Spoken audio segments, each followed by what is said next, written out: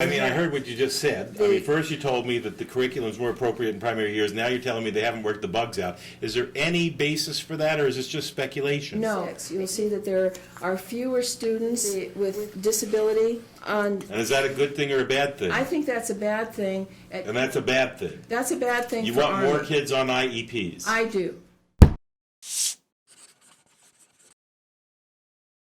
Alex here with part 72 of the My Docket series on child custody and visitation. As with my previous videos, I will take this opportunity to direct my viewers to part 0. If you have not seen it yet, that's the video that contains the detailed disclaimers and the underlying purpose of the series. Two things that I will glaze over are, number one, I am not in the middle of this right now. My case is completely and totally over. It's closed. It cannot be reopened, and that's because my ex's parental rights have been terminated. Number two, the nutshell version as to the purpose of the series is to give my viewers one big example of my 8-year-long high-conflict child custody ordeal from beginning to end in chronological order. This is the first time you're going to see me represented by counsel. I do think he does a good job. I am very hesitant to say that I endorse any lawyers, however, or that I recommend any lawyers, so please don't take my compliment as a recommendation that you should hire him, because I do think he is great for this particular dispute, but I don't think many lawyers, it's nothing against him, it's nothing against Ms. Berning, it's nothing against any of the other attorneys that I talk to or work with. Most of them are not very good at handling high conflict child custody cases, and that's not because they're incapable, it's because of the business model. Handling high conflict child custody cases costs an extraordinary amount of money, well into the 6 digits, because the litigation never ends. So again, it's nothing personal, it's nothing against any of the attorneys on my, on the My Docket series, nothing against any of the attorneys I talk to. It's not that they are incapable of handling high conflict child custody cases, it's just that the way it requires so much money that it requires funding an attorney sufficient money to actually litigate the whole thing through, to follow through all the way to the end. So with that disclaimer out of the way, by the way, guys, I'm going to do a live stream talking a whole lot more about that disclaimer that I just mentioned with regards to attorneys. So please stand by. Probably this weekend on Saturday, I'm going to talk a whole lot more about what I mean by it not necessarily being the fault of the attorney. In fact, I already talked about this in the video, Settlers versus Litigators. So I kind of glaze over a little bit there, but I do bring up that the business model comes into play, and the insufficient funds to litigate high conflict child custody cases is a huge factor for these attorneys. It's huge. So you're going to get to see a hearing video. I know my viewers love hearing videos. I like them too, because it actually goes beyond the paperwork and it shows you, the personalities of the characters that are part of this story. The judge, both attorneys, my ex and myself are there.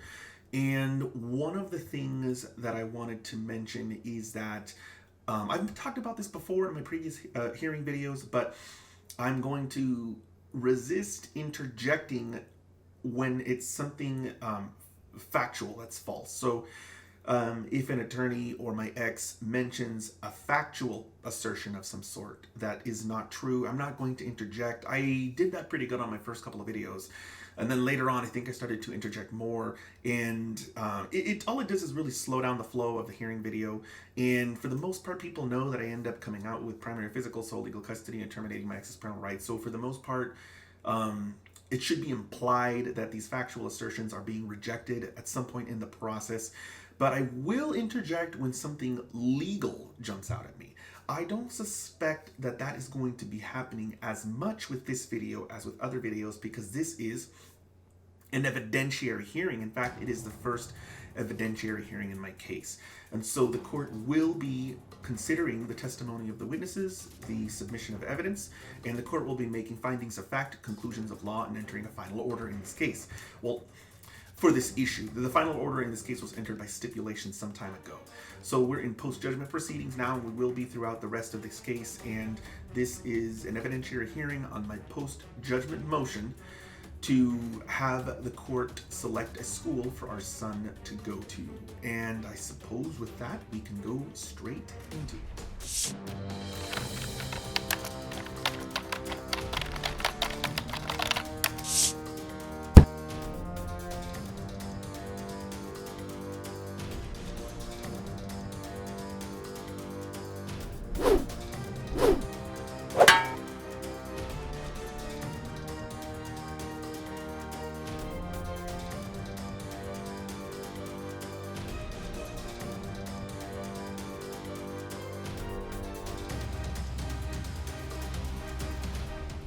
Okay, let's go on.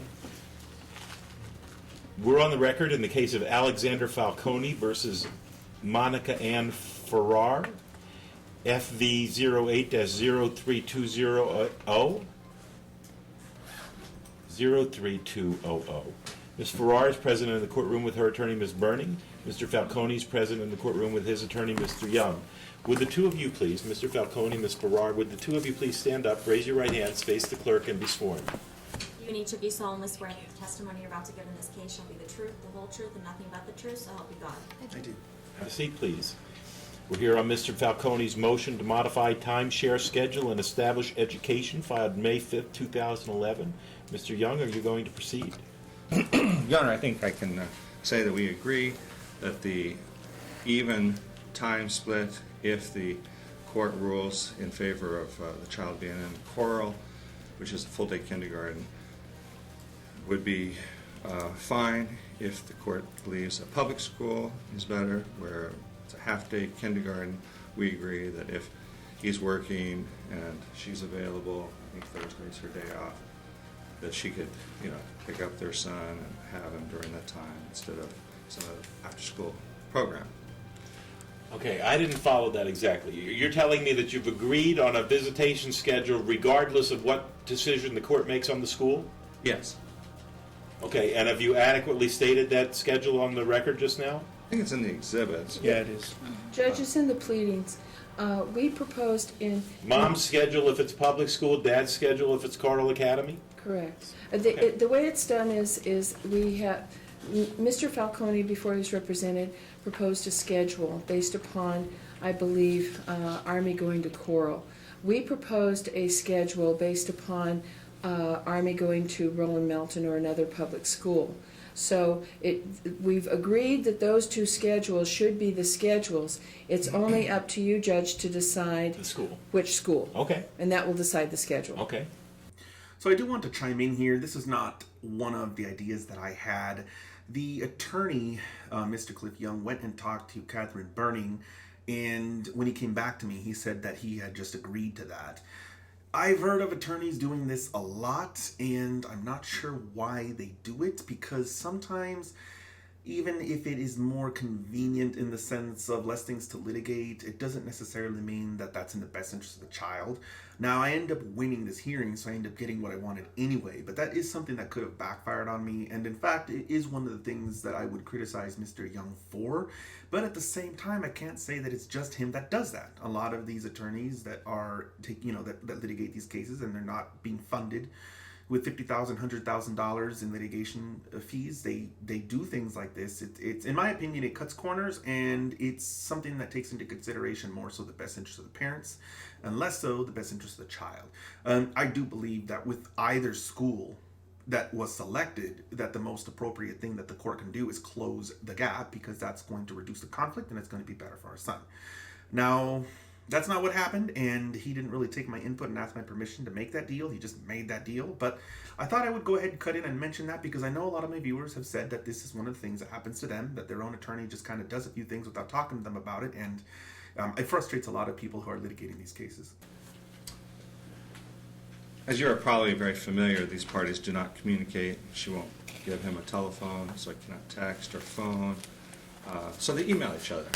And originally, he wanted to apply for the Montessori school and set up some sort of orientation. And they emailed back and forth. She failed to appear for the orientation, so their son was not able to get into that. So then there's a series of emails where he's looking into other charter schools, not specifically mentioning Carll, but the concept was that it would be a full-day kindergarten. He continued to look into it. There were a number of emails, I believe, that are exhibits. Time goes by. We're talking almost a year. Yeah. And during this time, which is kind of unusual, the parties are participating in therapy with this 4-year-old boy. She brings her boyfriend. A side issue. There's some objection to him actually participating in doctor's appointments and therapy, but he's there. They try to talk a little bit about whether preschool or this sort of thing should come up. They can't communicate. How old's your client? How old are you? 27. How old are you, ma'am? 27. Okay. So I talked about this before. The judge is asking how old we are, and at the time it doesn't appear relevant, and in fact it could even come off as insulting. But now in hindsight, looking back, it actually does make sense to me why he would ask that question. I think that what he's trying to do is find out if we just have an emotional immaturity issue, or if we have some kind of problem that's a permanent problem. And if it's an emotional immaturity issue, or it appears to be that way because we're young, then the idea is that these things will blow over after a few years, after we get older and we start to, learn how to be more, act like an adult. The other thing I wanted to mention is I do believe that allowing third parties to appear at these appointments in high conflict cases is a recipe for disaster, and it's going to make things worse. It's disappointing that a judge like this would not see that as something that he would immediately want to take care of. But for whatever reason, he doesn't, and that does definitely add to the high conflict at these appointments. So I suppose with a low conflict case where two parents get along, you wouldn't really need to get into something like that. In fact, both parents would probably sort something out like that on their own. But in a high conflict case, you're going to have one of the parents leveraging the fact that they can do that. I call it exercising their parental rights as obnoxiously as possible, and that's what's going on in this case. Well, anyway, What's the problem? time moves on. Is it just immaturity? What's the problem between these two that they can't communicate, can't be civil about their child together? Well, so I thought I wouldn't have a whole lot of time to interject in this, but I guess already we're looking at 3 times. The judge's question here is highly inappropriate. He's asking the attorneys to testify as to the high conflict. And the Supreme Court has stated on multiple occasions that arguments of counsel are not evidence, nor do they establish facts. So rather than him try and look at the actions, read the communications between us, and take testimony and evidence to determine who the high conflict party is, he's just trying to get the lawyers to tell him who the high conflict party is, which is inappropriate and also a massive incompetence. Not only is it legally incompetent because it's against the law, it's inappropriate because those attorneys are hired to represent us. They're not hired to be a judge before the judge. I talk about this problem in, I can't even remember which video now, but it's the video that discusses how some judges think that the lawyers are supposed to be mini judges that are supposed to sort of work these things out before they actually get to the actual judge, him. And this is one of the reasons why I think this judge continues to make mistakes in this case and most likely in many other cases, because he can't understand that these attorneys are hired to win their cases, and they're hired to win at all costs. And that includes deceiving the court. That's just part of their job. Their job is to win, even if it means spinning a tale that's not true, exaggerating something. Sometimes they just make bald-faced lies. It's just part of the job. So for him to ask a question like that is, in my opinion, a gross dereliction of his duty to sit and preside over the case, because he doesn't even want to actually do his job. He just wants the lawyers to just tell him what's going on so that he can move on. And it's really sad for me to actually see him do that, because I can't remember him doing that, but now that I'm watching the video, I see it. But it's kind of an eye-opening thing to me now as to why this case went on for as long as it did and why our son suffered so much. Do you have an idea? I mean, Well, I think she made some allegation that he threatened her.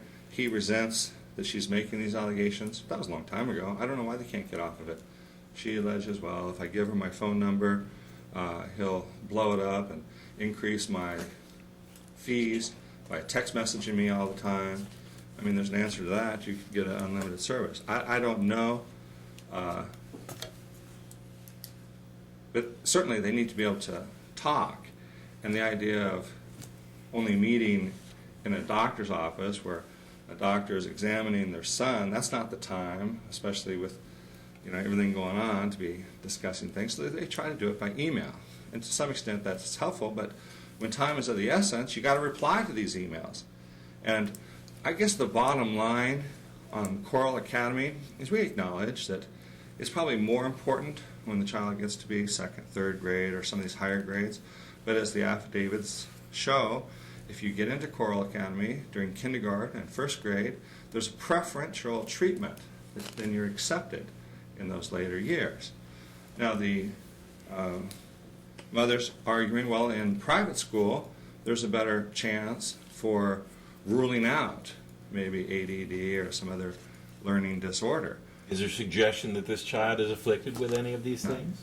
No.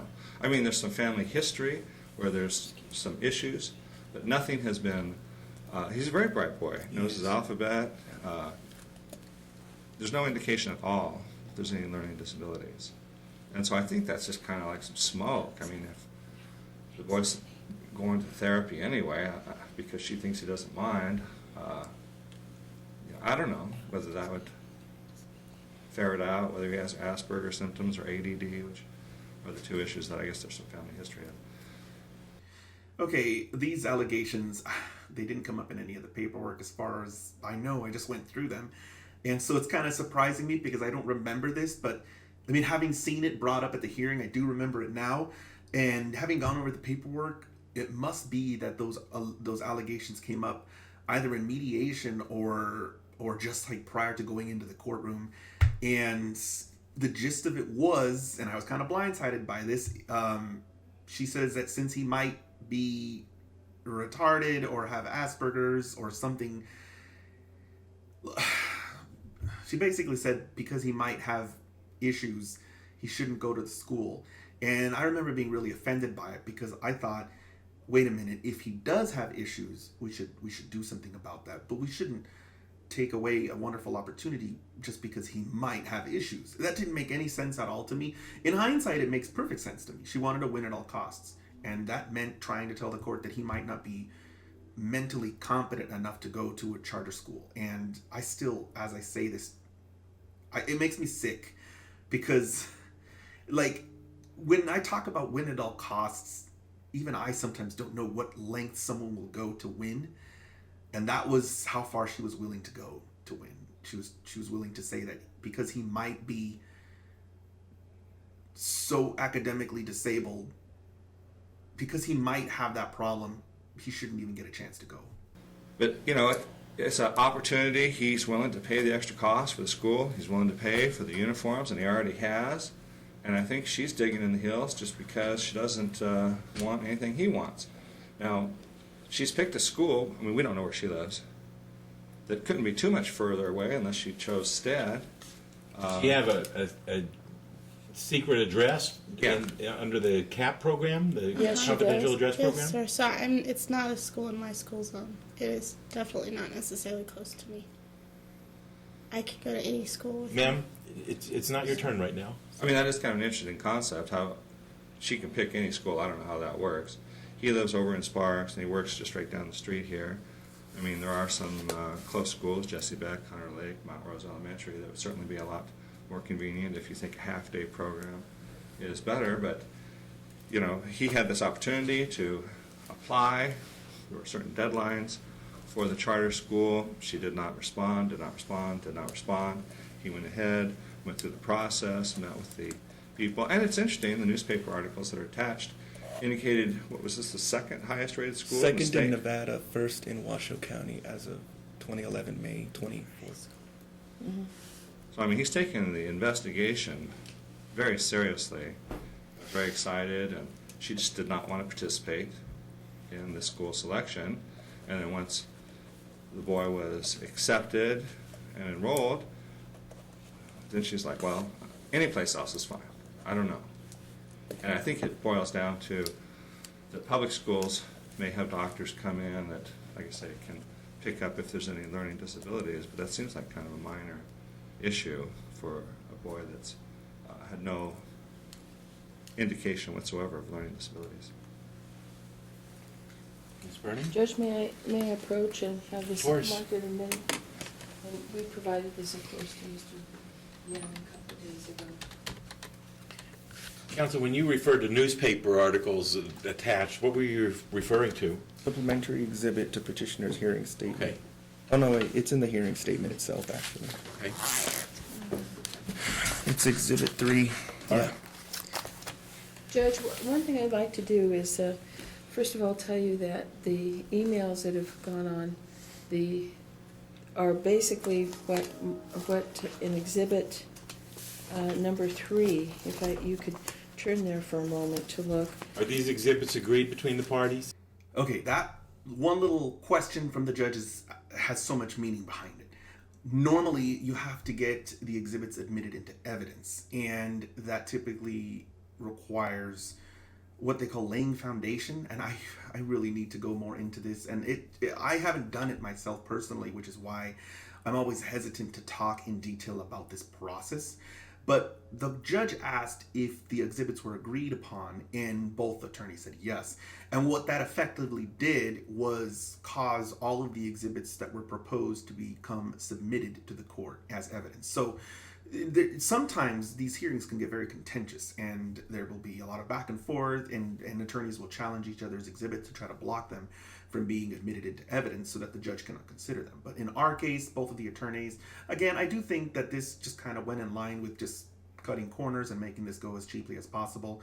That being said, I think this agreement was not damaging to my case or my ex's. I do believe that the exhibits that were proposed were appropriate. I don't see, thinking back, I don't recall anything being a forgery or fake or anything like that. So that one little question by the judge had a whole lot of meaning behind it, and because of the attorney saying that those exhibits were agreed upon, you will not be seeing any exhibits being submitted into evidence by the attorneys, because just like that, magically, they're all admitted because we agreed. Yes, Your Honor. That's fine. I know her exhibits have some handwriting. I don't know what they are, but I would allow you to All right. cipher through that. Basically, it is back on April 29th when Mr. Falcone announces to my client that Army has gotten into Carll Academy. There wasn't anything prior to that time that we're aware of. That my client says you should have talked to me first before enrolling him, just like I notify you ahead with the doctor's appointments. He responds that they do a lottery thing. He isn't really enrolled yet. It doesn't mandate anything. And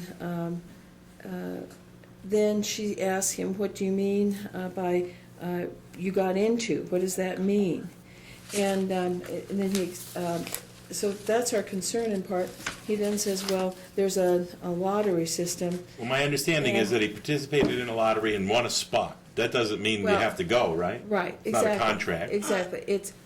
It's not a contract, but the just even the idea of discussing it or moving forward without giving her more notice that he was even considering doing this, or that he thought that the parent should consider. And one thing I want to sort of have the court recall, earlier on, prior to this hearing and this motion, Mr. Falcone filed a motion so that he could have complete control of Army's education. And in some ways it feels like he's trying to use this and put Ms. Farrar in a fait accompli when the court ruled, and it went up to the Supreme Court, that he had to actually work with her and not preclude her from the decisions involving her education. So in this way, it sort of feels like an end run. It's doing the same thing, though, right? I mean, she's saying that she gets to choose the school. No, what she's saying is that not so much that she objects to Carll for a few reasons. If there were other public schools that he was interested in, I think that I know that my client would consider that. The reason that we set on, there was 4 schools, and if I can direct you to the Exhibit 5, in the back page of that, it lists, let's see if I can find it here.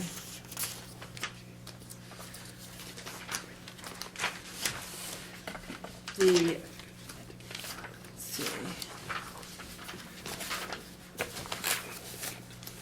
see. I guess I can't find it. It's right here, Kathy. There's, in Exhibit 5, you'll see a school comparison where we listed Hunsberger. Where? Let's see. This would be in Exhibit 5 here. Let me. I'm at the about 15 or 20 pages there, so where in this Okay, exhibit? all right, It's about this much in. let me take you there. Is it near the bottom? It's Judge, it looks like this, it's sort of smack dab in the middle. I should have numbered them, but it's a comparison graph. Keep it there, hold it there. Okay, hold on a second, I'll find that. Okay, compare schools. Right. Okay. And so Ms. What Ms. Farrar is asking for a public school setting with a half-day kindergarten. And what she did was, because of the way her address is registered, she is able to choose any school. Army has the benefit of that. Any school in Washoe County? Yes. Wow. Yes. And so she did quite a search, and she looked at Ted Hunsberger, which is way south of town. Well, that's got a 10. Right. Yeah. Why Roland didn't Melton, she pick that one? Because it's in Galena, and he'd have to drive a long way. because she was concerned about Mr. Falcone's driving. She would be willing to drive to go there. Roland Melton, George Westergaard, and then Carll Academy is rated as 7. So, and those are the ratings. So that's her concern. It's not that she's setting on one school and saying this is the one school. What she wants is to have all of these schools considered. And she's Wait, you just lost me. okay. Let me explain, Judge. I'm responding to your question. That wasn't she just going after this one school herself and saying that's the only way to go. And in this response, so what I'm doing is trying to tell the court that there are other schools that meet the criteria, and it's just not a matter of Roland Melton or nothing. She just believes that the setting for Carll versus any one of these other public kindergartens. So is the choice that I need to make between Carll and Roland Melton, or between Carll and every elementary school in Washoe County? If he were willing to talk about a couple of schools, then there'd be a point to saying, well, there's this one, this one, this one, but he won't talk about any schools but Carll, so I might as well just pick one. So yeah, Roland Melton's my first choice, but if he had a problem with it, there's plenty of other schools. So what decision am I being asked to make? We're asking whether or not, Judge, Army should be at Carll, or what we would like in a traditional public school for the So primary I'm supposed to grades. compare all of the public schools in Washoe That's why I County? picked Roland Melton. That would be my top choice. But I'm trying to say that if he had... Ma'am, please, Let me just sit there explain. quietly unless your lawyer asks you to speak, because I'm just trying to understand. Am I picking between Carll and Roland Melton, or between Carll and a bunch of schools? No, what we're saying is we would prefer Roland Melton than Carll.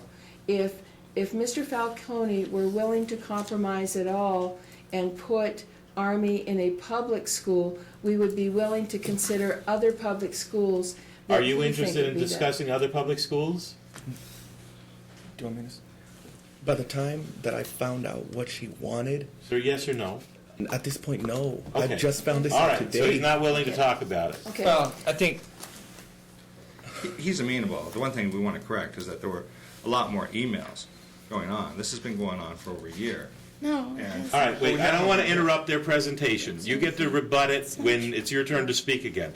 My question is, if this is a trial, I want to know what I have to decide. If you're telling me that you want to enter settlement discussions, I'm fine with that. I think it's better when parents resolve things, and I came to you and said, do you want to talk settlement? I think settlement conference type of discussion is important, Your Honor, because, as I think you can see, they don't dialogue. I mean, if there was a proposal All right, up until today if- about other schools, Okay, fine. let me see if I understand. If I have to choose today, if I need to make a decision, I have to choose between Roland, Melton, and Carll. or some other closer school. All right, We just and learned about if you Roland. guys want to talk and agree on a different public school, you can. Is that where we are? Okay. Do you I guys think want so. to take?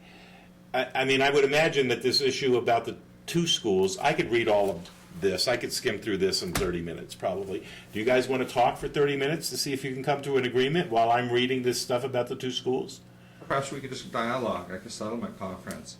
I'm happy to do it. I just want to leave time so that we can have a trial and get a resolution before noon if you're not able to agree. Before we do that, I'd like to finish with my presentation, if I Okay. could. The other thing, Judge, is that what we're looking at when we did this comparison, I just asked you to turn to Exhibit 1 and Exhibit 2. Exhibit 1 is a picture of the facility for Carll Elementary School.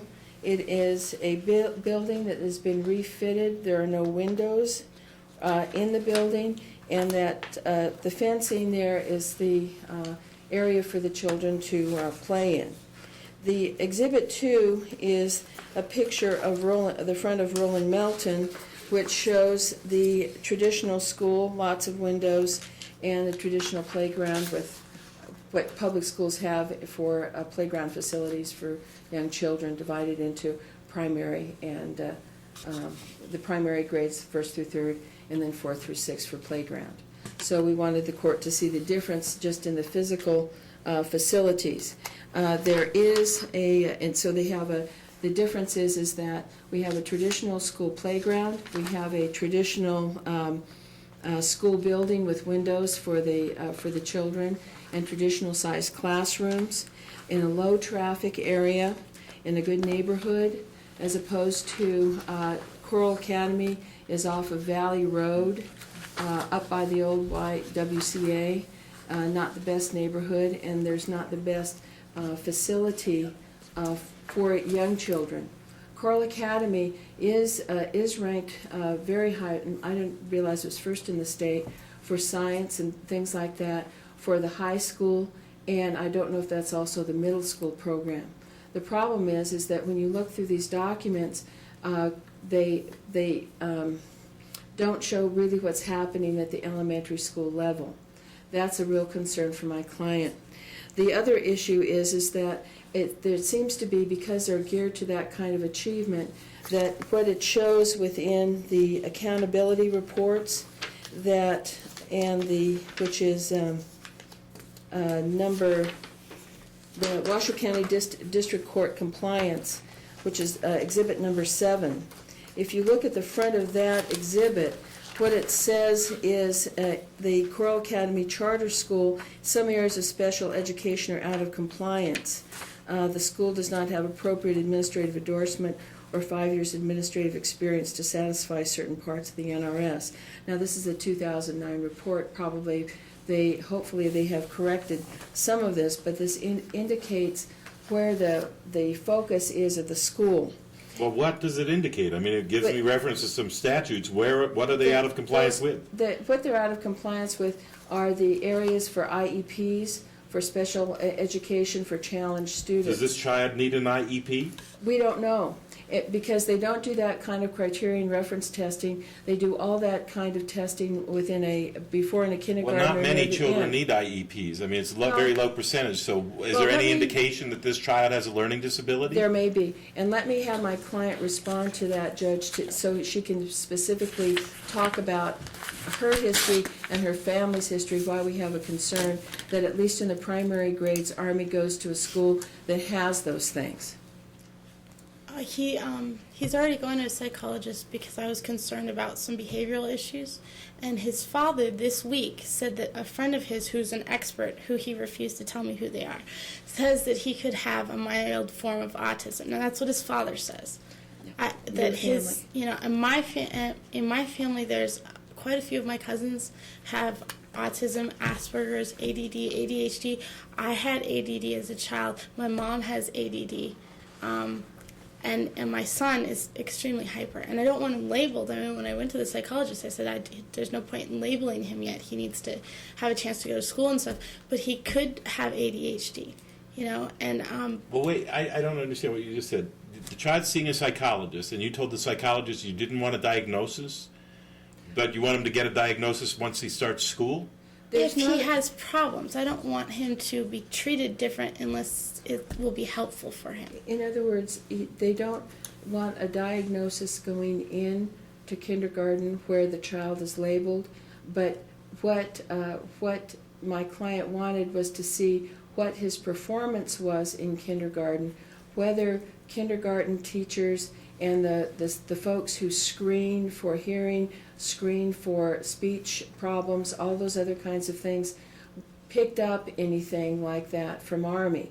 If they didn't, and Army was doing fine, she's good to go with that. She didn't want to jump the gun and say, we need to do all this testing because of this history, it's very, and that's very. Who is the psychologist that's seeing the child?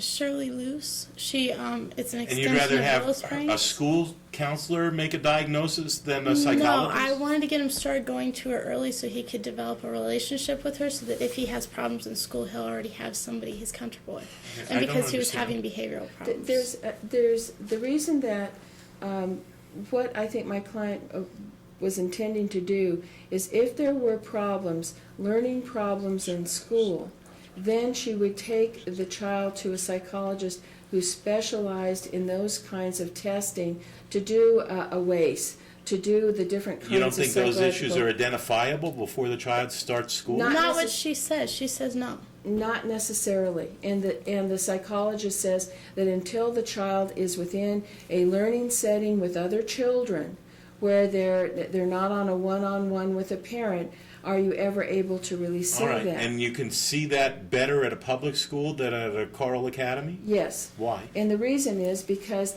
Carll Academy doesn't focus on those things. They're focusing on the higher achievers. That's why. Okay, so I should interject here. Everything that they're saying is pure speculation. First off, all of the arguments that the attorney has made are not admissible as evidence. They're not evidence. Arguments of counsel are not evidence, nor do they establish facts. My ex is not an expert in any of the stuff that she's testifying to. Therefore, her opinion on all of this is completely irrelevant and can't be used. It was their duty, if they wanted any of this to be taken seriously, to present an expert to the court, and they failed to do so. The judge should know this. I don't know why he's dodging it. I don't know why he's being nice to them. He is pointing out contradictions in their statements. He is noticing. And by the way, guys, this is one of the first times at this hearing was one of the first times that I realized that the way to defeat my ex was to have contradictions exposed.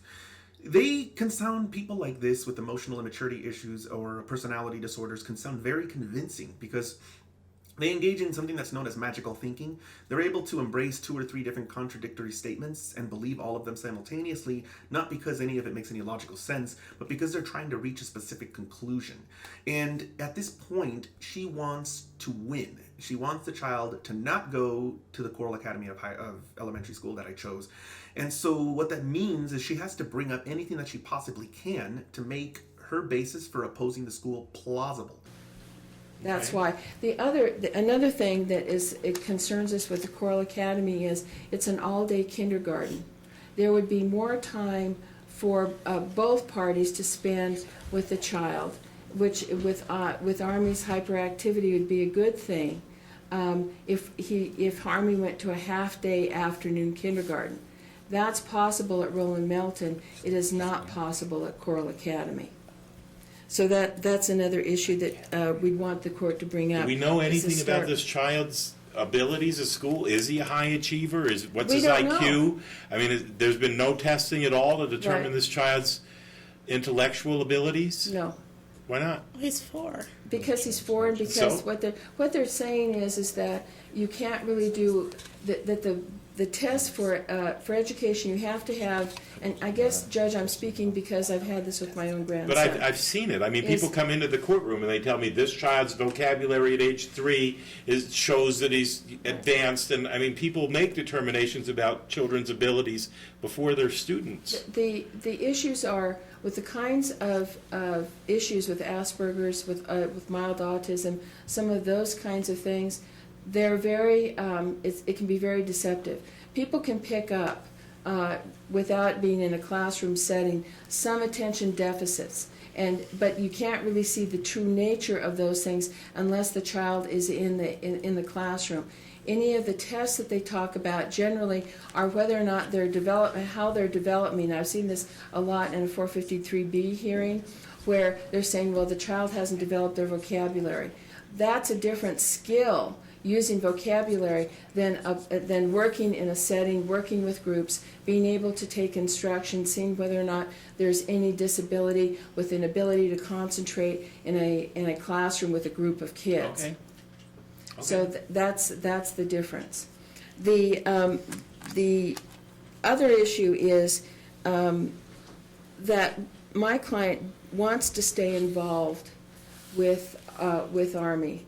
and she's concerned with the school, with Carll Academy, saying that in order to stay involved, you have to have visits, home visits.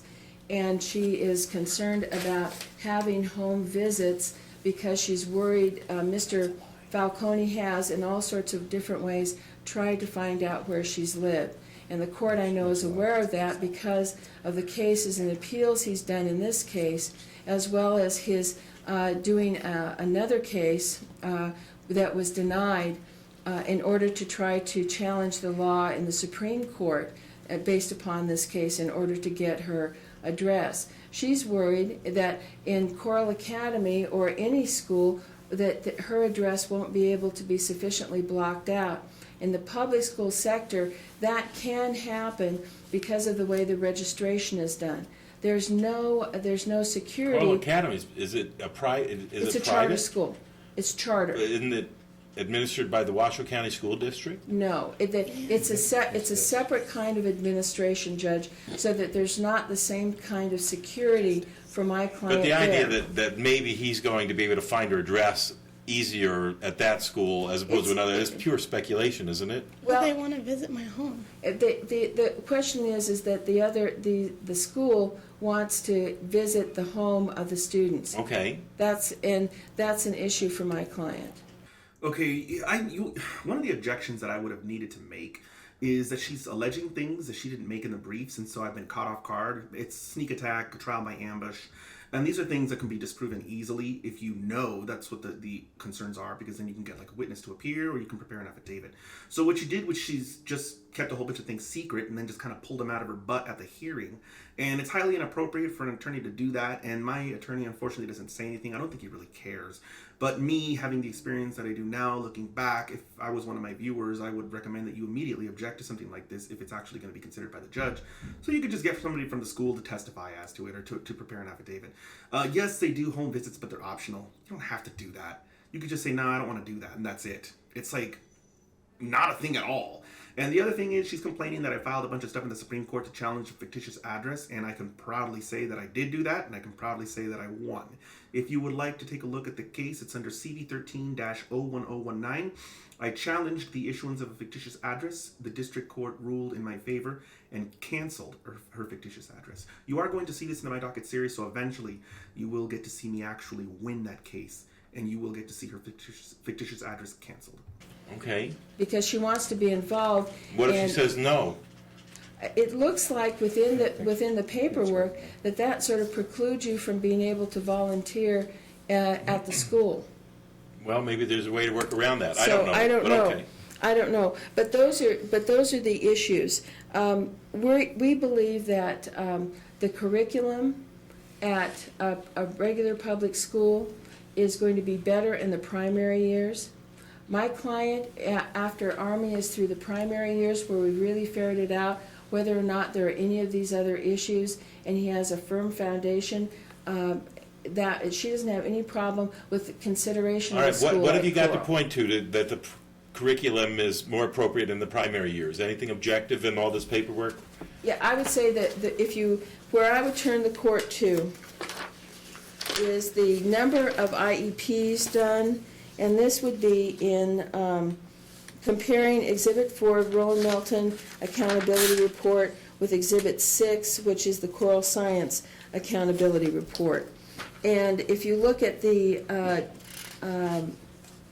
directions, it's only in the 2009-2010 that they're talking about objectives at Carll of state reading CRTs, and most of the highlights, most of the what the principal's pointing to are high school nationwide tests as what Carll's good at.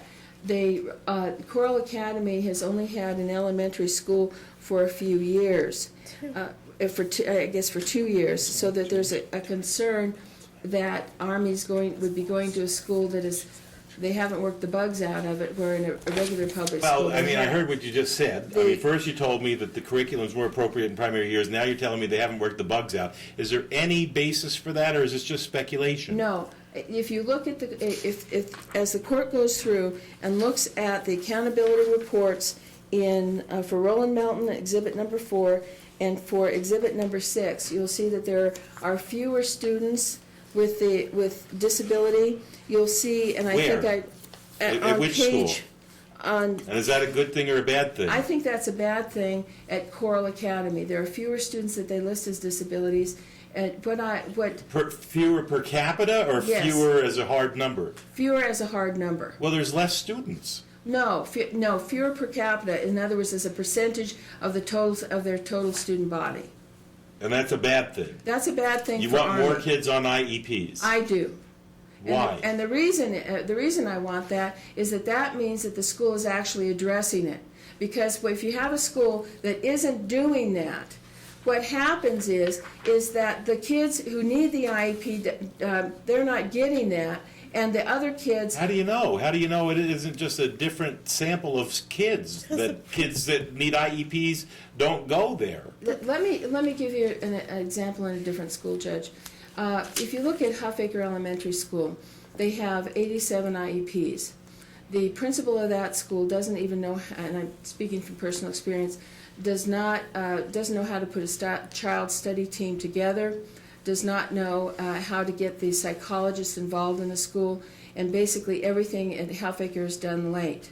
If you're looking at other schools, Sarah Winnemucca, where Principal Susan Frank heads the department, she was the one who drew up the programs for IEPs and the new graduated learning that happens in elementary schools now for students that have problems. And what they do in that school is they have approximately the same number of students, but instead of 85 IEPs, they have 128 IEPs. And what that speaks to is that the teachers and the administration are recognizing those students more readily and doing something about it than in But who says that the instance. people that self-select to go to Carll Academy are the same as the people who are zoned for any particular public school? How can you compare the samples? Because in this regard, when someone goes to Carll, the idea is that they're interested in science and they're interested in academically high achieving. That is an absolutely great goal. But the problem is putting somebody who we don't know what's going on in elementary grades there is if there's an issue, it might not be caught. It will be caught in public school. I got that, but I mean, you said that I can compare the rate of IEPs, Right. and I said, how can you say that the samples are comparable? I think the samples are comparable because if you're looking at a school that has fewer IEPs, then they may not be addressing those needs. There will be fewer IEPs because I Carll understand your answer. self-selects. I don't buy it at all, but Okay. because maybe the samples are completely different, and maybe what you're saying is statistically invalid, or maybe it's valid. But I've asked you if you've got any evidence, and apparently you don't. Well- Okay, so is there an indication that this child needs an IEP? I think there's historical evidence on his mother's side of the family that may be a very real possibility. Anything from the psychologist? No, I don't know that they've addressed that within this setting, and I think that if the court looks, if we're looking at what is in the best interest of Army, I think that the very best thing is for him to go to a public school where there's a real playground with a classroom with real windows, in a setting where he can, in a traditional setting for the primary years. What's the failure rate in the Washoe County School District for kids that don't graduate high school? I don't know. About 50%? Okay. So, I mean, windows are wonderful, but I mean, I want a school where if I have to pick, I want a school where the kid's going to get an education. So where's he going to get a better education, in the public school or at Carll Academy? I think he's going to get a better education in the primary years. Show me something Roanoke. objective in all this paperwork that tells me that. Let me have my client address that issue. Okay, well, first of all, I don't know how much effect an elementary school principal has on the education of the elementary students, but it says in the Washoe County report, because the Washoe County is responsible for reviewing Carll every year, because they're the ones that sponsor them as a charter school. It says they were non-compliant because the elementary school principal does not hold the appropriate administrative endorsement or 5 years of experience to satisfy the requirements of the NRS code. It also has 4 teachers that are not qualified, and they have 1 teacher whose educational transcripts are in a different language or were never translated. And I have a concern that many of the teachers there, English is not their first language. Many of the things on the website is not grammatically correct. The stuff that the principal wrote is not grammatically correct. The email that he sent me from... Show me something that's not grammatically correct from the principal. Okay, on the website, or the email that he sent me an email. I don't know, is that in here? It's on the website. I mean, when you say things like, I'm concerned that the teachers don't speak English, I mean, how many? What do they teach? And that's You know, another like- problem, because on all the other school websites, and I pulled up all the charter schools for Washoe County just because they're charter schools. I mean, I pulled up all the public schools and all the charter schools. They list their staff, every single teacher, their name, what grade they teach. Some of them have pictures, an email, or a phone number. Carll doesn't do that. You have no idea what teacher teaches there, who teaches what grade. They don't list their teachers at all. It's impossible to find out who their teachers are. And that freaks me out. That's sketchy. And then it says they're non-compliant because their teachers aren't properly licensed. I mean, this is the Washoe County report that says this. And it says their elementary school principal isn't appropriately accredited. I don't know how much that affects the curriculum, but if the guy running it isn't appropriately accredited... I suppose it depends on what the problem is with the accreditation. And I'm not an expert on that, but if there's a number of things where it says that they're non-compliant, and that's the report from the Washoe County... Again, I just want to stress how inappropriate all of these allegations are. I end up winning in the end, so it doesn't matter. I'm a little disappointed in the attorney for not actually making these objections, but again, he may have known that the judge was going to disregard all this. He might have known that I was going to win in the end, and so he may have just decided not to object just because he knew it was pointless and I was going to win. But it is concerning to me to see them raise all of these allegations that haven't been raised in the briefs, because I know that I could have had them addressed by the executive director or the principal of the school. It would have been, I mean, these are all non-issues. The only reason any of this is even remotely plausible is because I wasn't given an opportunity to defend against any of it. And so they're bringing up all of these little weird accreditation issues, technical issues, lack of certification on teachers, and all of that stuff. Had they brought it up in their opposition, of course, I would have had it addressed by an affidavit or on reply. Or I would have just said, you know what, that's it. Executive director has to come in and testify. So I just want to stress to my viewers, this is not normal. This is not how these cases are supposed to go. This is highly inappropriate by my ex's attorney, and she knows better. But she's doing it anyway, I think, because she has no other case, and this is the best chance she has at victory. She just has to play dirty. Yeah, obviously not enough to close the school, but they list a number of things. And one of the things the principal says on his website is that they are not targeting children with issues, that they do not want, to have people on IEPs and stuff. And so that's why they're not compliant with that special education clause, because that's not their focus. He straight out says that. It's all in here. And their own self-accreditation report lists stuff that they are trying to figure out how to get people to do better. And one of the things they wrote down was pressure students, have other students pressure students to do better, because if they have better scores, they'll look better as a school and more colleges will want their students. I mean, the stuff that they say in their own self-accreditation... Is that good or bad? I don't think it's good to imply that other students should pressure other students to get good grades. I mean, I'm big into science, and his father's big into science. And Carll Academy High School looks good to me, okay, and their middle school probably too. But they just started their kindergarten, okay, 2 years ago, and I don't think they know what they're doing. I don't think they're doing it well, and I don't think... What makes you say that? Because they're already having problems. They're listing it in here. What you just told me is that the kids pressure each other to get good grades. Is that what That's you're their referring to? There's a idea. problem in their kindergarten? No, I don't know if it's kindergarten, because they don't separate their kindergarten out from their middle school and Well, their high I'm school. trying to follow exactly what you're telling me. You said, look, I don't think they're doing it right. What are you referring to? Well, okay, their curriculum is vague. When they list their curriculum in here, it's completely vague. and their principal isn't properly accredited. Some of their teachers aren't properly accredited. The emails that he sent me that had emails from the dean of elementary, which his name's nowhere on the website. He doesn't speak proper grammar, and he's the dean. Show me. Okay. Are those emails in here? I don't think so. No? Mm-mm. Okay. Well, I had given her the emails, but apparently they're not in here. I think they're in Mr. All right. No, because they were All right. recent. What else do you want They me were to know recent. then? I have an issue with them teaching my child to read if they can't speak proper grammar themselves. And if their teachers Ma'am, aren't they properly can't speak accredited. proper grammar is not good grammar. So, Can't speak so proper- if I'm you not- want me to get that, show it to me. I mean, if that's important, that because you went back to it, I need to see it. While she's looking for it, may I address some of the things she said? Well, I don't know. No, you can't. They get to finish. Well, I mean,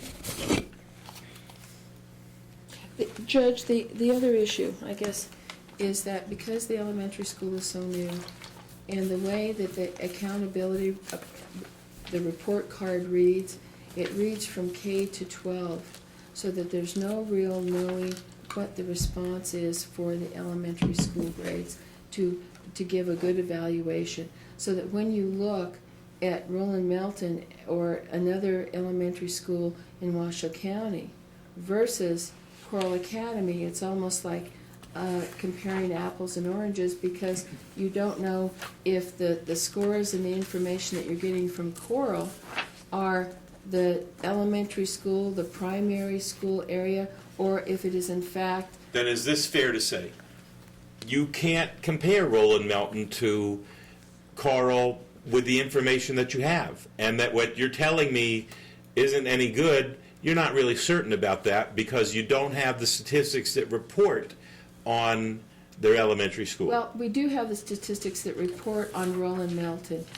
but And- not on Carll. So you can't. You just told me apples Well, and oranges. The one thing, I guess the one thing that I don't want the court to shift here in this regard. I don't think that what we're talking about what's in the best interest for Army. We do have the information, very complete information, on what is available in Washoe County and with a traditional school, Roland Melton being a very good school as an example of that, someplace where Army should be put, as opposed to Carll Academy where we don't have those information, and the fact So you that want me to we pick a don't better even- school, but you're telling me I can't compare Carll against Roland Melton because the same kinds of reports aren't available. Is that correct? we're not. Academics are not the only thing that matter here. It's also the safety of the school and whether it provides for a good transition for Army, and that's almost more important to me. I mean, there's obviously a number of good schools in Washoe County.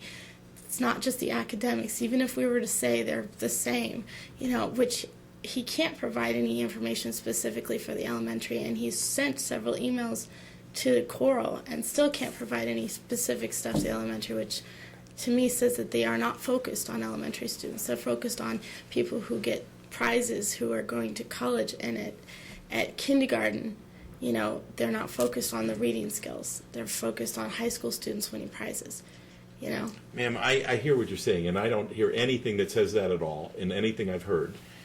Judge, I think what we're asking the court to do is look at a more traditional setting for Army in the primary grades. That's really what my client wants. I think when she speaks to the fact that there's the difference in the facility, the difference in the playground for the safer children, school. those things are huge to young Well, children. why is that superior? Why? I mean, our flunk rate in this county is horrible. Why is that superior? Why is it important to have playgrounds for children? Why is it superior? I think having a playground for children helps them with learning how to interact with each other, strengthening, give them an opportunity to improve their gross motor skills as well as their fine motor skills. In the area that And Carll Academy puts them out on a paved surface and tells them to go play? That looks. Well, I don't know what they do, but I know that there's no playground equipment on the site. All right. All right. So What about I safety? think there are other issues. We've also provided information where there has been violence at Carll Academy. They list it within the reports. There's been no violence. Well, tell me about that. It's in our exhibit. Well, she's referencing the middle school, not the grade school. All right, let can't them divide them. finish. Okay. In the I mean, you can't expect me to read all this before noon. No, so you I have don't. so violence is important. You have to show me. where you look in the if you look in the Carll Academy report on on Exhibit 5, Family Watchdog, that shows the number of sex offenders living close to the school. And if you look at Exhibit number 6, Well, I read about the sex offenders near the school. Right. You said there were 19 of them. Yes. And the other side came back and said, that's not the elementary school. No, That's we the high redid school. it. We redid it. Well, because he didn't even tell us where the location was. We redid it. Before it was like 64 near the high school. Okay, so elementary school, woohoo, there's only 19. The closest one is 0.1 miles away versus Rolling Mountain, which has 2 in the same distance, and the closest one is like a half mile away. So 2 versus like, and it's geographical. Rolling Mountain is at the top of a street with only residential houses and then a bunch of desert. So it would be hard to have a lot of versus in the middle of the city where there's a bunch of not residential areas. It's geographical. I mean, to also reference that, Judge, if you look on in Exhibit number 5, the Family Watchdog, and Exhibit number 6, the Carll Academy of Science Accountability Report, which talks about violence to other students. We're told that was violence not in an elementary school, but the fact... Counsel, listen. I want you to take your time and show me what page you're talking about. okay. I mean, Exhibit 5 might be 20 pages, Exhibit 6 Right, might be 20 pages. Exhibit 6, page 2. Exhibit 6, page 2. Okay. I'll try to find it. I'll listen. What do you want me to see on page 2? Transiency, truancy, and discipline. You're looking at the transiency rate, and down below, discipline, number of incidents, violence to other students, 6. If you compare this with Roland Melton, there are 0. Well, what school am I looking at on page 2 of Exhibit 6? You're Okay. looking at Carll Academy. All right, so there's a lot of information on this page. Where do you want me to look on this page? I want you to look in the section that says transiency, truancy, and Okay. discipline. You're farther back. That's fine. And what do you want me to look there? And you can Possession of see, weapons, 1. Violence to other students, 12. Violence to staff, 0. Distribution of controlled substance, 0. Possession of controlled substance, 0. Possession and use of alcohol, 0. that's correct. And then if you go to the next And judge then report, the year, the next exhibit's 0708. Okay, this is Carll Academy, yes? Yes. You have a Yes. similar chart in relation to Roland Melton? Yes. Where's that? On Exhibit 4. If you look on page 2 of 4, the second page in the 0708, and the section on transiency and truancy and discipline, violence to other students, 0, 0 all the way down the line. There are no incidences. Okay, and the same for all the following years. And the same is true of all the other following years. 2008, the incidence is 0 at Roland Melton. And in 9 and 10, that is also the case. 2009 and 2010, the number stays 0? Yes. And how about those years for Carll Academy? The years for Carll It starts Academy at 12, goes goes 6. 12, 23. Okay, well, wait just a second. You showed me page 2 of Exhibit 6. What year is that? Page 2 of Exhibit 6 is 09-010, where they had 6. The year before that... Oh, wait. I don't see 6 anywhere. 12. You're looking at the most recent year, Kath. Okay. In my exhibits for 2009, 2010, there are 6 for violence to other students. Wait. I can't find that. Okay, well, because the second page is the oldest one. Here's what I have. You told me to page 2 of Exhibit 6. Exhibit 6 is at least where I am on it, is 2007, 2008 School Accountability Summary Okay. Report. Page 2 of that Right, has that's the number 12. 12 on it. Yes, it's Okay. 12. Is there something more to look at? Then Yes. just keep paging. And then This is the part that 2008. we're objecting to because it's a different school. We have an affidavit from the director of the academy that deals with this issue directly, so I don't want to waste your time, Your Honor. The other one is the violence to other schools is 23 for the same. The other one, what are you talking about? The next year's report. The next year is Where is it? 2008. Keep Right going. behind it. Keep paging. Then you'll see 2008, 2009. And it's also the violence to other students is 23. Possession and use of controlled substance 2. Again, this is the middle school. So So not separated. Don't interrupt, don't interrupt. Okay. So- Hold on just a second. Sure. I really want to stay with you. 2009, 2010 school year, yes, 6. that's correct. That's correct. And that's what we Is point out that the here. last year that we have? Yeah. Yes. And the, in the years, the other thing that we would point out to the court is the differences in the objectives and goals for Carll Academy versus the objectives and goals for Roland Melton. Those would be highlighted on the first page of each accountability summary report.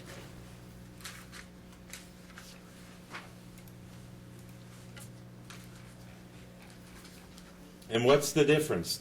Tell me. The difference is, the difference is if you look at the kinds of things that are highlighted as principals highlights and goals and objectives, the ones for Carll Academy are centered more on the middle school and high school for an emphasis, as opposed to the ones at Roland Elementary, which are much more specific goals.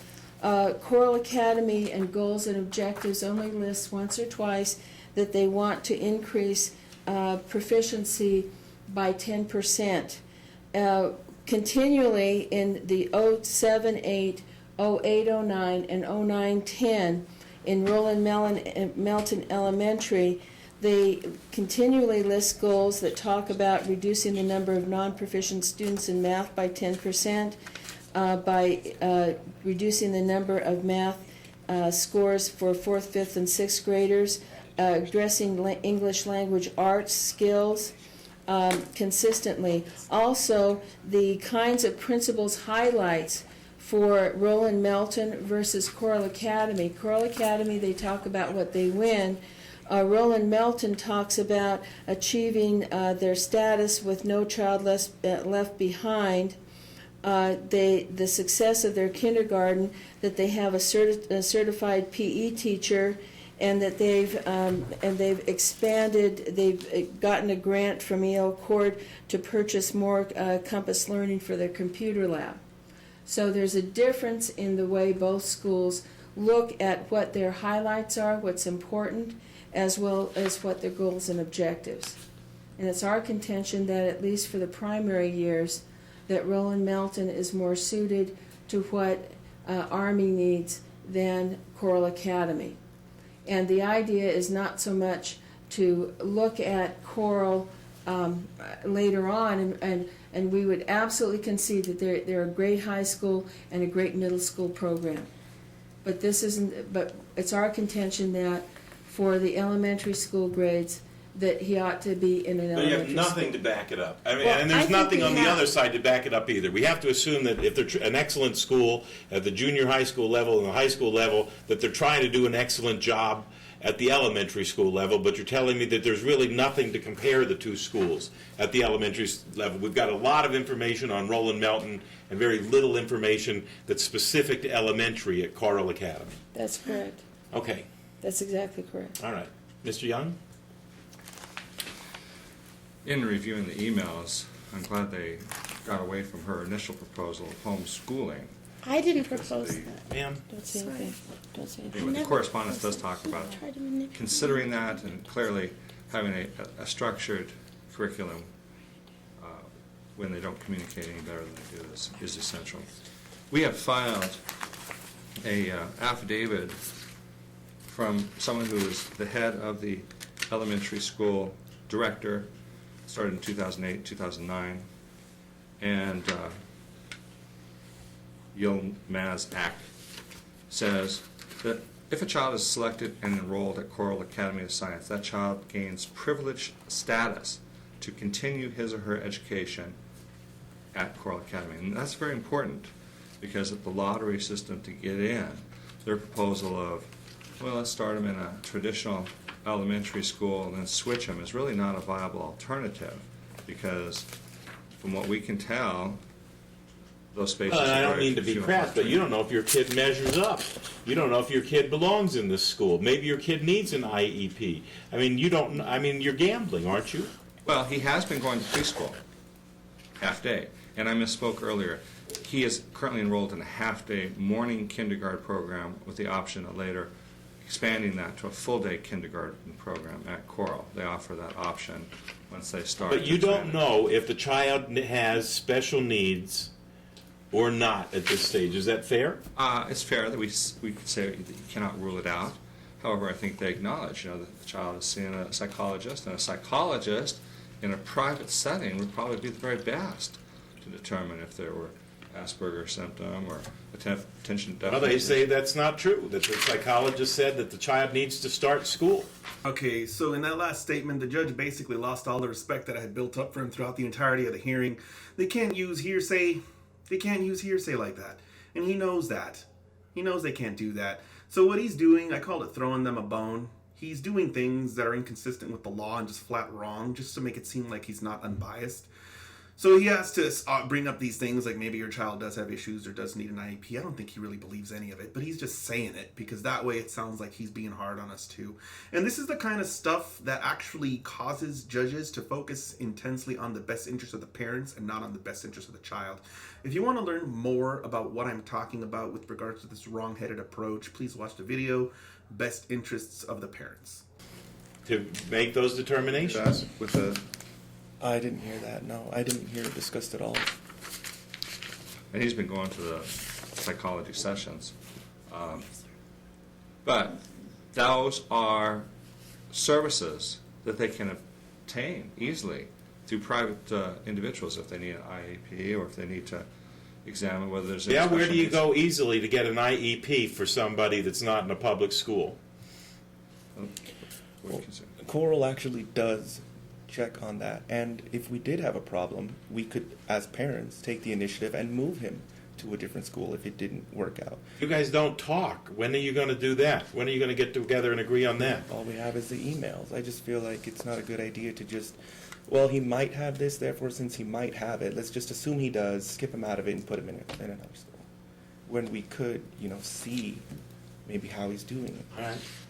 So I'm just sitting there. I'm like, so I can tell like I've lost a lot of my energy because I'm like, seriously? Is this judge asking me these questions? Seriously? This affidavit also points out that he was asked about these 6 recorded incidents of violence against other students, and this director of the school indicates that those were all at the, none of them were at the elementary school. I have personal knowledge there were no instances of violence at the elementary school. Is the elementary school separate from the Yes, the it's a middle separate school? facility. How far away are they? About 4 miles? A block. No. 4 miles in a block? We can't They even run by agree the on the same distance people. between the two schools? One street over and like 2 or 3 down. It's on Wells. That's 4 miles? No. Wait. Sir, you told me it was 4 miles. It's What's one on- block over and 2 down? It's one over to Wells and like several down. It's near the West Hills Mental Institute. Okay, but Right, and that's Valley 4 Road. miles? I'm approximating. I'm not 100% Okay. sure. All right. But they are different locations. That's in there too. And there has not been a single incident at the Carll Academy of Science of anybody being abducted by a sex offender ever. The photo they submitted does not show the playground at Carll Academy. It shows a big parking lot area that I think is used for some bouncing the balls and this sort. But they do have a little bit more of a playground area than is represented.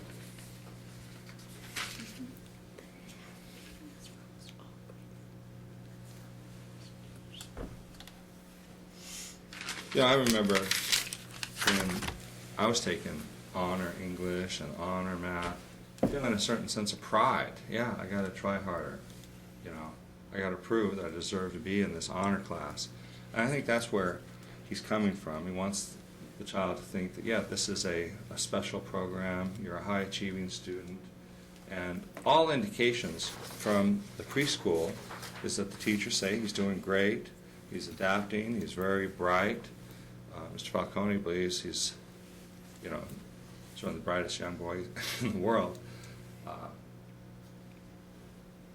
It's just a, if he proposes something, she digs in against it. All right, We they did showed not me know. one, I assume, equitably applied measure that says the school she wants is a 9 and the school you want is a 7. What about that? Well, we have attached to something filed on 720, supplemental exhibit to the statement, a charter program which says this is a high achieving growth school, whereas theirs, it is deemed adequate. I mean, you know, these are all vague terms. Well, wait a minute. I'm not sure I've seen anything that you filed on 720. Yeah, approach. Please. I don't know, wait, look, let me see.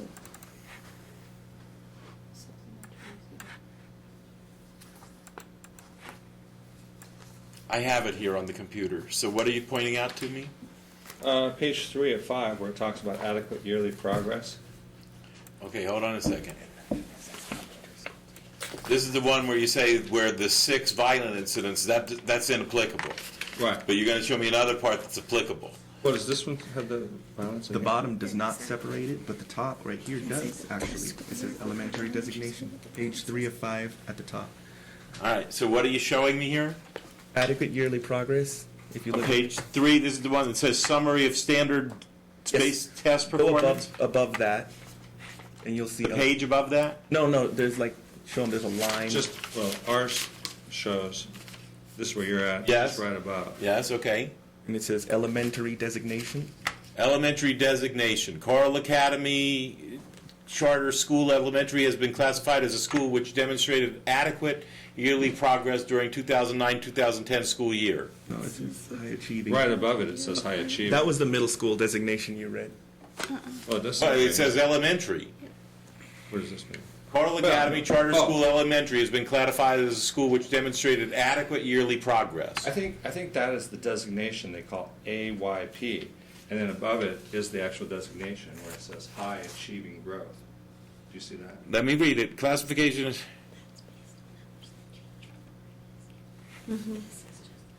All right, and that compares to the other school, which is what, Exhibit 6, for the same year. Yeah.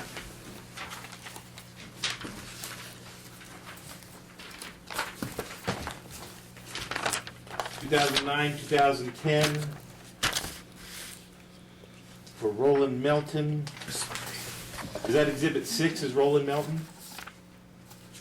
Or that's Carll, and Exhibit 4 is Roland Melton. Exhibit 4, I believe, Judge, is Roland Melton. 4 is Roland Melton? Adequate. We found it. Under my evidence, we found it. Oh, let's see. Okay, and this is 910 we're looking at?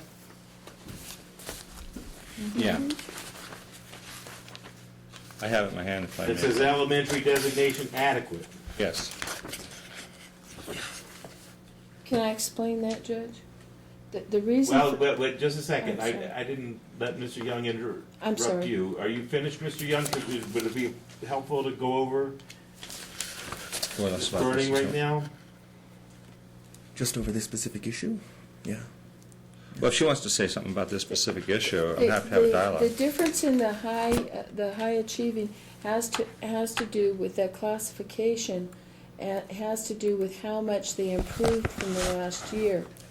The actual verbiage under the elementary designation, both schools list Roland Melton has adequate yearly progress, and so does Carll. They are functionally the same as far as that goes. Where is that?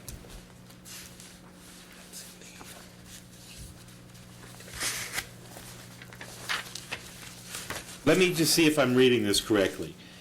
If you look in that chart, and I don't know that I am, I'm trying to do this quickly, but if you look at the chart, if you go to the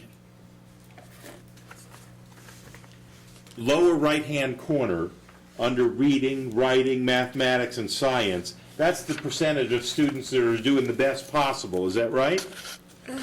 Sorry. I think so. ES is. All right, so in Roland Melton, under reading, that block has 35 in it, and Carll Academy has 27. Am I reading that correctly? Yes. And in writing, Roland Melton has 9 and Carll Academy has 7. And in mathematics, Roland Melton has 17 and Carll Academy has 13. And in science, Roland Melton has 33 and Carll Academy has 27. And Roland Melton is superior in each of those. Is that correct? These are all the stats that are lumped in that we claimed that they claimed that they couldn't be separated. That's why I found the elementary designation, because the question here is the elementary school. Okay, well so elementary, I was looking at K through 8 on Carll Academy. It's got the middle school lumped in.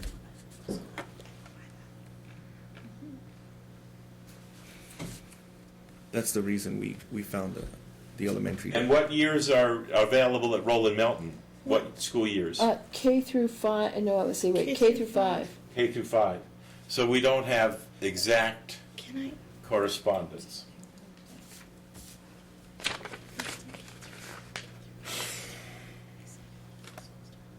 But comparing the same chart at the two schools, Roland Melton comes out ahead in each category. You know what I mean? I have a hard time reading really tiny print, and I don't know if I could ask my client to read just the first paragraph of the article that was in the Reno Gazette. Sure. Is that attached here too? I'll read it. Yes. Is that further on in this exhibit? That's in petitioner's hearing statement, Exhibit 3. Exhibit 3.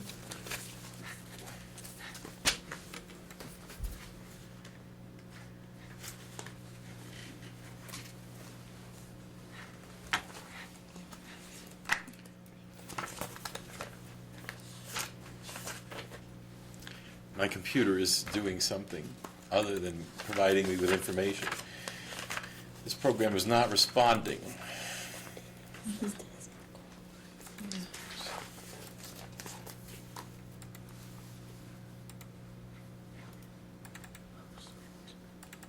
This is also part of, if I ever get back to it, this is also part of your summary? Yes.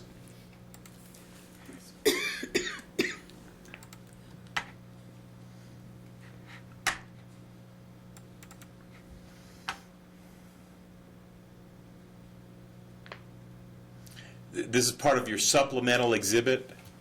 This is part of a petitioner's hearing statement. Exhibit 3, you said? Yes. Okay.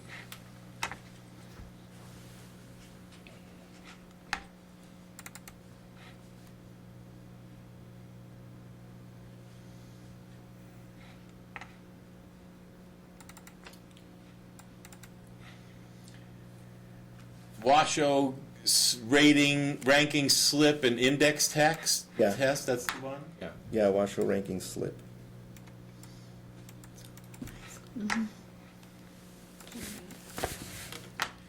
Carll Academy of Science Schools scores on the annual high school challenge.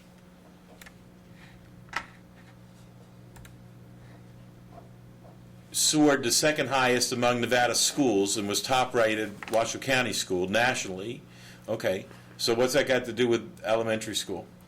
That's the thing where if we decide to enroll him in a different elementary school for now, thinking that Roland is better, and try to get him into the charter program later, it's going to be incredibly difficult, if not impossible. It's a lottery to get in initially, and then what is it after that, a competitive It's test? the same thing, but all the parents who are in the grades before automatically move into the second grade. So the number of openings goes from hundreds to maybe 6, 7, 10, 15. There's no way to know. And again, I understand their position is not so much Roland Melton. They're not saying it's close to their house. It's Good school. because he chose Carll It could be almost any other public school. That seems to be the argument. Sam, is there any truth to that? That No, you guys because- just don't agree, and anything he picks, you're against it? If it were Carll versus one of the schools near where he lives, because Carll is near where he lives, but if he were to pick if he were to just say, no, I just want a school that's close to my house so he can take the bus and I don't have to take him to school, I would have a cow and Carll would look much better all of a sudden, because the schools right next to his house are horrible rated. So granted, Carll, for the location it's at, is miles above the schools in that location, but it's not miles above all the other schools in Washoe County, and there are plenty of other schools that are better. And if we're just talking academics, which for me there's bigger issues, but if we're just talking academics, Carll is not better than Rolling Mountain or Hunsberger or Westergaard. If I But he could says just- you can't get into Carl again if I your just- In child 7-8 years from now? stars. I disagree with that, Judge. I mean, right now, there are, in any school, there are waiting lists to get in. And I don't believe that if Army has the talent and is a science student, that they would be refusing him. Well, he says I it's a know- lottery. Judge, I can tell you that, and you know this person, Ann Cates, had her daughter as a 7th grader, was admitted to Carll Academy and went through it, didn't have a problem, and was not even an exceptional student, and that was last year. And I believe that there are more, there's more availability than, My computer isn't working at all. that there's more availability than Mr. Falcone believes for the persistent Well, what is the parent. procedure for getting into Carl Academy in 5th grade? Basically, it would be, the break would be probably just to apply the same way, to apply early. Apply to a lottery, or is it based on academics? A lottery. It's a lottery. Well, and it's also explained in this affidavit how a child who has been there the year before gains privileged status to continue his or her education. Okay. Judge, just pointing out, the person whose affidavit Mr. Young is reading is the yelling as Yak, he's the one that within the documents as the administrator isn't qualified to be doing what he's doing. Also, he's the author of the email, which is in Exhibit 6, I believe, of Mr. Young's exhibits, Mr. Falcone's exhibits. And the email, let's see, this one comes from Telkun Tuncer of the school. It's copied to Mr. Yak, and it says in the email, and I'm reading the last line, for the grammar. It is worth to mention that we have waiting lists for almost all grade level. And that sort of illustrates the point that Ms. Farrar was talking about before. I think if we're looking at, I'm almost hearing, I think, Mr. Falcone agreeing that his main concern is to getting Army in the school later on. If it's a lottery, Army still has a chance to do that. And if he is able to address potential problems in a well-rounded school like Roland Melton within the elementary grades, All right. then he'd be able All right. to succeed. I think I understand the arguments of the parties. And this is what I'm inclined to do. I'm inclined to break now and read through as much of this as I possibly can until after lunch and give you a decision in 2.5 hours after lunch. That's what I'm inclined to do. And then I will make a choice. And as much as you guys obviously don't like each other, that's not the right thing to do. You two are going to be parents together for the rest of your lives. You should resolve this together. Do you want to stay in this room and try to talk while I'm in the back trying to read this stuff? Because I will choose. Sure. But I will tell you something else. It probably doesn't matter much in the course of your child's life which of these two schools it goes to. They both sound like excellent schools. I understand that the public school that you're picking is a good one and has been around for a while. And the school you're picking, sir, wants to be excellent. So I have no doubt, I don't think they're going to let's have a lousy elementary school and just be really good at the top levels, whatever their problems are, I'm sure they're working through them and they want to be excellent. It sounds to me the two of you are picking two excellent schools. Now, I'm happy to go through this and pick the one that seems to be the best today. I've told you I don't care about things like buildings. Okay? I mean, if I was choosing for my own child, I'd want the school that gave him the most opportunity. And if I read this, that's what I'm going to pick. I'm going to pick the school of the two of them that I think has the best. But much more important to your child than which school he goes to is the nonsense that you two are doing. So as hard as it is for my viewers to do this, I've always stated this before when this comes up in these videos, what he's doing is he's going through this canned speech that he gives parents that come before his court. He doesn't really think any of it. He doesn't really know us. This is just what he says to pretty much everyone to try and get them to stop going to court and figure things out on their own. It just underlines the severe level of ignorance that he has towards high conflict child custody, mental health issues, and emotional immaturity issues. He seems to think that if we just talked, all of these things would get worked out and he would get put into the best school. But it's not exactly how it works. In fact, it's not how it works at all. If I don't intervene and go to the court for action, all she's going to do is make the decisions that destroy his life. And I get why he's wrong. I get why he doesn't get it. He probably hasn't done any research on mental health issues, and he probably doesn't understand the motives of a personality disordered parent. But at the same time, that hurts our son. So the comments like this, they don't help. In fact, oftentimes they make things worse because they give parents the signal that they need to go away and stop coming to court. And I have explained in the past, in fact, I did a video on this, that this approach is completely and totally wrong. I talk about it in the video, end of filings is not end of abuse. So if I actually did what he wanted me to do, our son would probably end up ruined. And luckily, two of the successor judges in this case actually seem to have a little bit more experience on this issue than he does. The next judge that takes the case over gives me primary, physical, and sole legal custody, and then the judge after that terminates my ex's parental rights. So just because one or two judges or one or two examples might be dismaying for you guys to see that this is the kind of person that's ruling over the lives of our children, that doesn't necessarily mean all of them have this issue. There are some judges out there who do have a better grip on this than this particular judge does. In fact, if you want to learn a little bit more about sort of what I think about that, you can watch the video Good Judge, Bad Judge. If this is your attitude towards each other, your child is in for a confusing childhood. It might do good for your child for the two of you to try to reach an agreement today.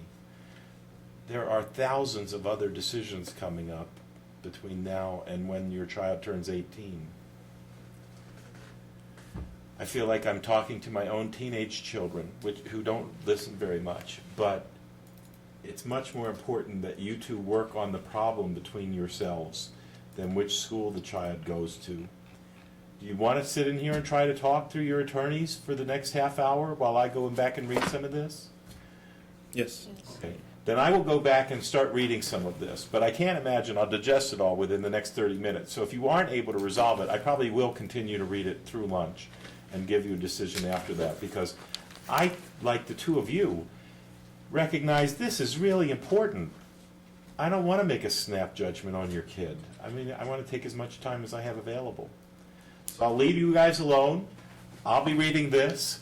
If you want me to come back sooner, just let the bailiff know and I'll come right in. If not, I'll be back in about half an hour. Please rise. Do you lawyers want time to talk to their clients about this before I rule? That's right, go ahead. No, go ahead, Jeff. All right.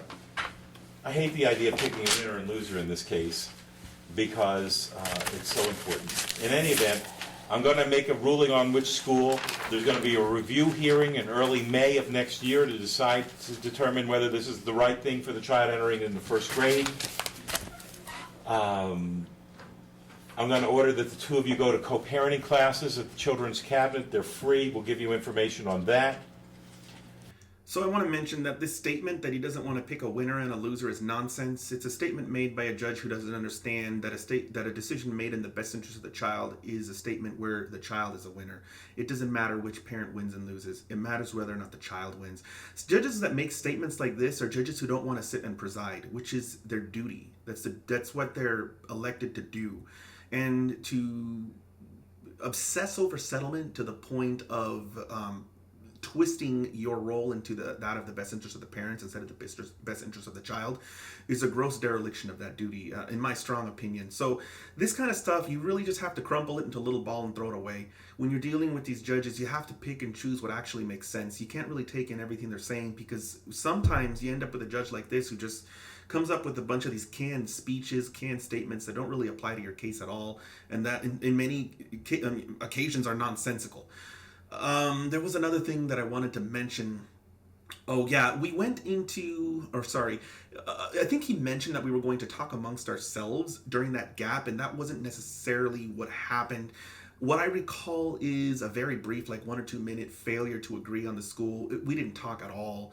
And then what happened was the judge came back and he took both of the attorneys into chambers.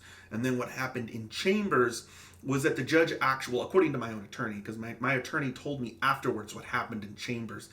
The judge found out in chambers that everything that she was saying with regards to communication wasn't true. And that he actually went through the emails and found out that it wasn't that I just decided to put him in the school, but that I gave her a bunch of opportunities to participate in the discussion. So once he found that out, my attorney said that it was very easy for him to rule in my favor. And again, it kind of makes me a little sick to my stomach, because that stuff doesn't really have anything to do with what's best for our child. And I still have explained why I think this happens in another video. I call it meta rulings. There are rulings that aren't made based on what's actually relevant to the law, but based on the psychology of what the judge thinks the litigants will do based on his ruling. These are very inappropriate ways to make a ruling.